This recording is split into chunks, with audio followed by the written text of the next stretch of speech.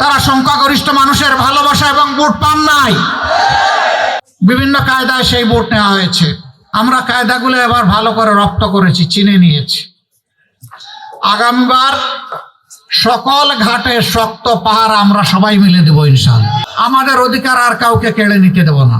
এবার মানুষের বড় আকাঙ্ক্ষা ছিল একটা পরিবর্তন, বিশেষ করে যুব সমাজ, তারা একটা পরিবর্তন চেয়েছিল। হ্যাঁ, পরিবর্তনের পক্ষেই জনগণ অবস্থান নিয়ে ভোট দিয়েছে। বলবেন ভোট দিলে তাইলে আপনারা সরকার গঠন করলেন না কেন?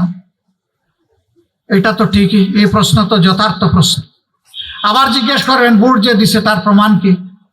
ভোট দিছে তার প্রমাণ হলো আমরা জনগণকে বলেছিলাম আমরা সংস্কার চাই, আমরা নতুন বাংলাদেশ চাই, আমরা নতুন রাজনীতি চাই, আমরা পরিবর্তন চাই। এই চাইয়ের পক্ষে যারা আছেন তারা হা ভোট দিবেন। ৬৯% জনগণ হা ভোট দিয়েছে, এইটাই তার প্রমাণ। যারা এখন ক্ষমতায় আছেন তারা বলেছেন তারা না ভোট দিবেন, তারা না ভোট দিয়েছেন, এইটাই প্রমাণ। এবার প্রশ্ন করতে পারেন, আপনারা যদি তাই বিশ্বাস করেন তাহলে শপথ নিয়ে আপনারা আবার সংসদে গেলেন কেন? হ্যাঁ, আমরা আপনাদের ভোটের যেটুকু মর্যাদা স্বীকৃতি হয়েছে তার অমর্যাদা আমরা করতে পারি না। আমরা সংসদে গিয়ে আমাদের পক্ষে কথা বলবো না, ইনশাআল্লাহ জনগণের পক্ষে কথা বলবো এবং আপনাদের অধিকার আদায় করে ছাড়ার চেষ্টা করব। কিছু লক্ষণ ভালো, যে কেউ ভালো কাজ করে আমরা তাকে ধন্যবাদ দেব।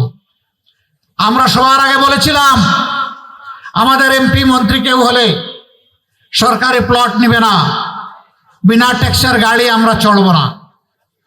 আলহামদুলিল্লাহ আমাদের রাস্তা ধরে সরকারি দল একই ঘোষণা দিয়েছে, তাদেরকে অভিনন্দন। আমরা বলেছিলাম প্রবাসের রিমিটেন্স যোদ্ধারা মারা যাওয়ার পরে তাদের লাশ নিয়ে টানাটানি ঠেলাঠেলি হবে না। আমরা সম্মানের সাথে রাষ্ট্রীয় দায়িত্ব এবং খরচে আমাদের ঘাড়ের উপর তাদের পবিত্র লাশ বাংলাদেশে নিয়ে আসব। বর্তমান সরকার একই ঘোষণা দিয়েছে, তাদেরকে অভিনন্দন। আমরা সরকারকে বলবো মানুষের সবচেয়ে বড় অধিকার ভোটের অধিকার, এটা হরণ করা হয়েছে, আগামীতে এটা যেন হরণ করা না হয়। তারা যদি এইটা হরণের পথ থেকে সরে আসেন আমরা তাদেরকে আরেকবার অভিনন্দন জানাবো। হ্যাঁ, জনগণের ভোটে তারা যদি 100% ভোট পেয়ে নির্বাচিত হয়ে যান তখনও তাদেরকে আমরা অভিনন্দন জানাবো। কিন্তু ইঞ্জিনিয়ারিং করে, কায়দা করে, ইলেকট্রিসিটি বন্ধ করে দিয়ে আপনাদের পাশে ঘটেছে ভাষণ থেকে কারেন্ট বন্ধ করে দেওয়া হয়েছে, 900 করা হয়েছে। আমরা এগুলো আর দেখতে চাই না। দেশের বহু জায়গায় গায়ের জোর খাটিয়ে আমাদের এজেন্টদেরকে বের করে দেওয়া হয়েছে। আমাদের এজেন্টরা রক্তের বিনিময়ে ভোট চায় নাই, এই জন্য তারা ছেড়ে দিয়ে চলে গেছে। আগামীতে মানুষের ভোটের অধিকারের পক্ষে জীবনের বিনিময়ে হলে আমরা দাঁড়িয়ে যাব ইনশাআল্লাহ। আপনারা দোয়া করবেন। অনেকে শরিয়ার শাসন শুনলে ভয় পান। আমি বলি আমরা যাকে আইন বলি ইংলিশে তাকে ল বলে, আরবিতে তাকে শরিয়া বলে। তো আইন ছাড়া কি কোনো দেশ চলবে নাকি? দেশের জন্য তো একটা আইন লাগবেই। সেই আইনটা হতে হবে সবচেয়ে ভালো আইন। সবচেয়ে ভালো আইন যখন হবে তখন ভালো শাসন, সুশাসন দেশে আসবে। আইন মন্দ থাকলে সুশাসন কখনো আসবে না। এই পবিত্র রমজানের মাসে আমরা সরকারি দলের প্রতি আরেকটা আহ্বান জানাই, কমপক্ষে চাঁদাবাজিটা বন্ধ করে। আর একটা বড় অভিনন্দন জানাবো, কিন্তু যদি বন্ধ না করেন আমরা জনগণকে সাথে নিয়ে প্রতিরোধ গড়ে তুলব ইনশাআল্লাহ। আমি আজকে ঘোষণা দিচ্ছি, এই 15 আসনে যারা চাঁদার জ্বালায় অতিষ্ঠ চাঁদা দিচ্ছেন তারা দিবেন না, এখন থেকে অস্বীকার করা শুরু করেন। কোনো জায়গায় বাধা দিলে আমাদেরকে ডাক দিবেন, আমরা এসে আপনাদের পাশে দাঁড়িয়ে যাব। সবাই মিলে আমরা একসাথে ফাইট করবো ইনশাআল্লাহ। কি শুরু করতে হবে আপনাদের জায়গা থেকে। নীরবে দিয়ে যদি স্বীকার না করেন ভাই আমরা তো কিছু করতে পারবো না। প্রতিরোধ, প্রথমে প্রতিবাদ, তারপরে প্রতিরোধ ইনশাআল্লাহ। আমরা এইভাবেই চালিয়ে যাব। সম্মানিত বন্ধুগণ, আমি কথা দিয়েছিলাম যে আমরা নির্বাচিত হলে এখানে সবাই মিলে পরামর্শ করে এই আসনের সমস্যাগুলো ইনশাআল্লাহ আমরা দূর করব। আমি কথা দিয়েছিলাম যদি বাংলাদেশে সরকার গঠনের সুযোগ আমরা পাই তাহলে সারা দেশে একই কাজ করব। আমি কথা বলেছিলাম যে মাসে একদিন আপনাদের সরাসরি মুখোমুখি হব, আপনাদের কথা শুনবো, আপনাদের প্রশ্ন শুনবো, আপনাদের সমালোচনা শুনবো, আপনাদের পরামর্শ শুনবো। সব শুনে আমরা পরবর্তী কর্মপন্থা আমরা নির্ধারণ করব। ভুল করলে সরি বলবো, ভালো করলে আপনাদের কৃতজ্ঞতা আদায় করব। ওই ভালোটা আপনারা ভোট দিয়েছিলেন বলে আমরা করতে পারছি, নইলে আমরা পারতাম না। এটা আপনাদের হক, আপনাদের কাছে কৃতজ্ঞ থাকা আমাদের দায়িত্ব।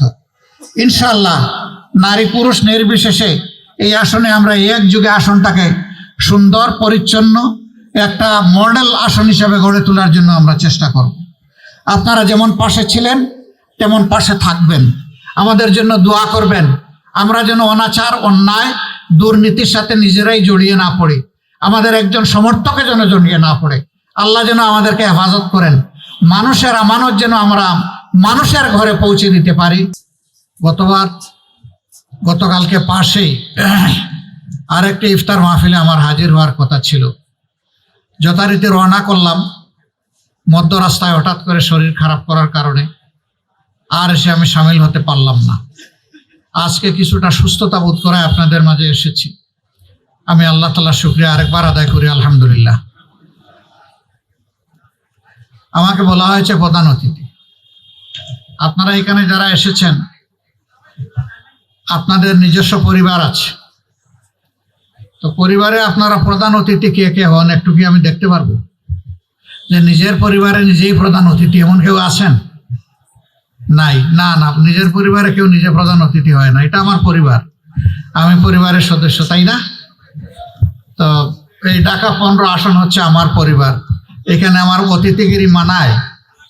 আমি আপনাদের একজন পরিবারের সদস্য, ইনশাআল্লাহ এইভাবেই থাকতে চাই। আল্লাহ হায়াত দিলে অন্তত 5 বছরের যে ম্যান্ডেট আপনারা দিয়েছেন, আমাদেরকে ভালোবেসে আমাদের উপর আস্থা রেখেছেন, আমরা যেন আস্থার প্রতিদানটা দিতে পারি। আল্লাহ যেন আমাদেরকে সেই সামর্থ্য দান করেন, আপনারা দোয়া করবেন। পবিত্র রমজান মাস, আমি এখানে আলোচনা শুনতে শুনতে ঢুকছিলাম। এই মাসটি হচ্ছে কোরআন নাজিলের মাস।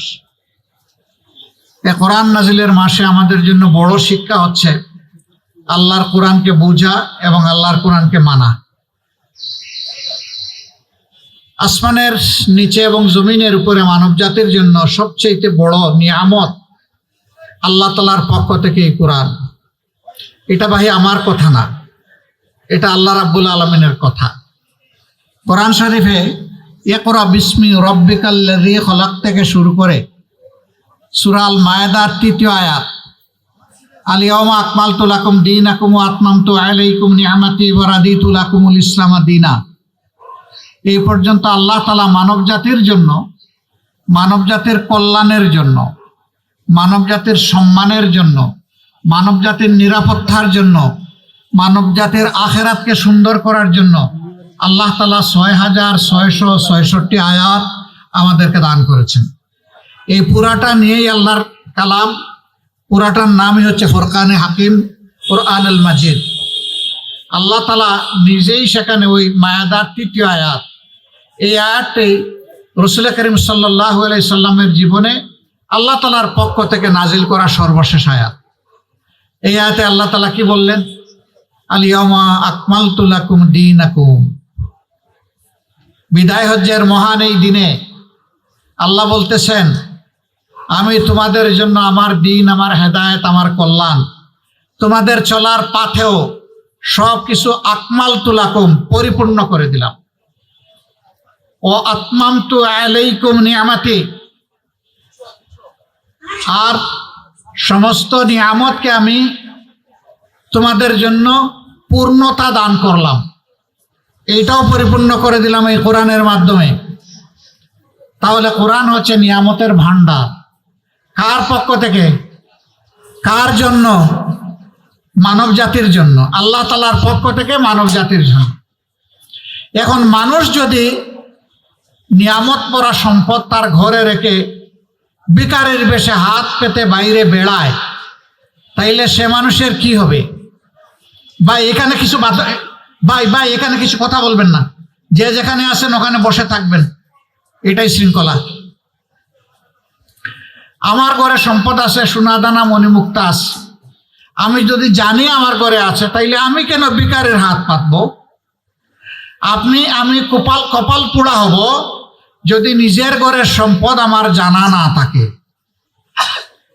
কোন সম্পদটা আমার ঘরে আছে এটা যদি আমার জানা না থাকে, তাহলে আমি ভিখারির হাত পেতে বেড়াতেই পারি। আজকে মুসলমান জাতির অবস্থা ঠিক এইরকম। আমার বিশ্বাস, বিশ্বে যে 200 কোটি মুসলমান আছে, তাদের প্রত্যেকের ঘরে কোরআন শরীফ আছে, এটা আমার বিশ্বাস। কারো সিনার মধ্যে কলবে আছে, কারো ঘরের মধ্যে কিতাব আকারে সংরক্ষিত আছে, কিন্তু আমরা জানি না আল্লাহ তাআলা আমাদেরকে কি নিয়ামত দিয়ে রেখেছে।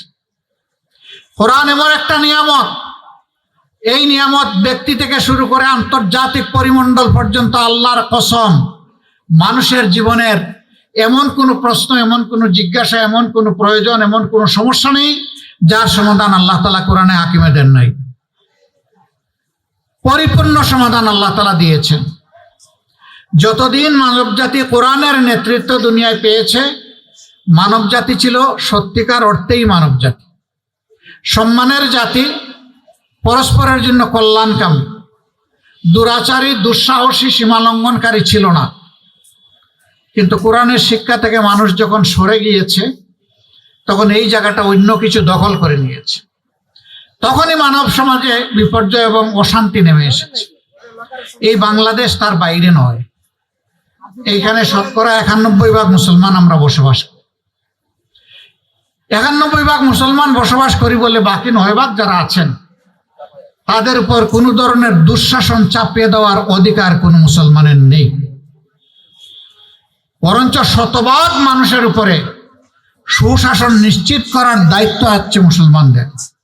এই জন্য জুমার নামাজে যখন যান, প্রতিদিন জুমার খুতবায় ইমাম সাহেব আমাদেরকে সেই আয়াতটি স্মরণ করে দেন, ইন্নাল্লাহা ইয়া'মুরুকুম বিল আদলি ওয়াল ইহসান ওয়া ইতাই যিল কুরবা ওয়া ইয়ানহা আনিল ফাহশাই ওয়াল মুনকার।